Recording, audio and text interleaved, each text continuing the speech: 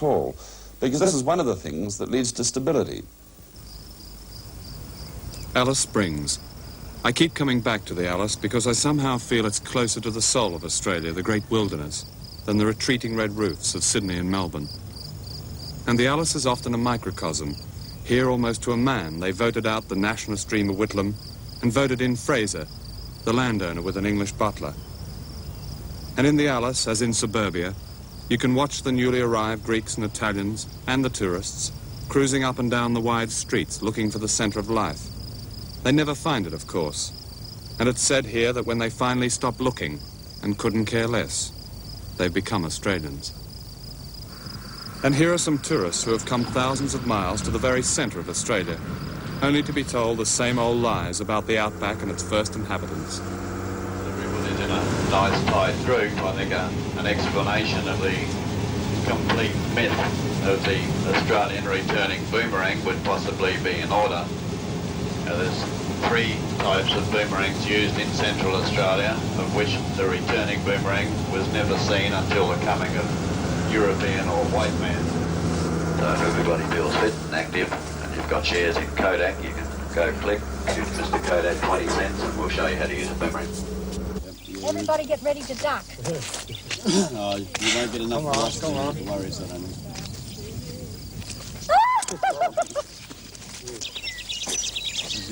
Fairly hard snap. No, not hard enough. I told you. They're not the easiest things to play with.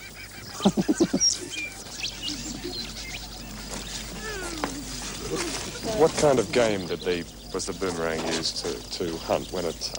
Any light bird, but normally over water. Yeah. Because then if they did hit, they went for both their weapon and the bird. But it was very, very rarely used.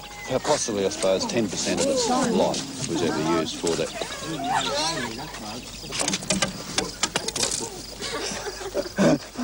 10% of its life was ever used, you know, on that particular thing. But was it not used for hunting kangaroos? No, no, it wasn't. Too light. Even when they were made by the Aborigines, they were too light. Now, I mean, how can you possibly aim at a bird to think like that? You can't. This is it. It's got to go over a flock.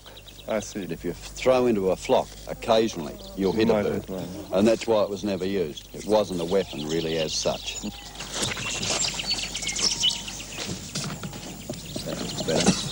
You heard about the Aborigine who went crazy, bought a new boomerang, went mad trying to throw his other one away? When I flew into Alice Springs the other day, the town was cut off by floodwaters. Hundreds of Aboriginal people, the first Australians, were marooned in their squalid camps without food or dry clothing or even a roof over their heads. An appeal was broadcast over Alice Springs radio for food and blankets. And on that day, there were just 9 respondents.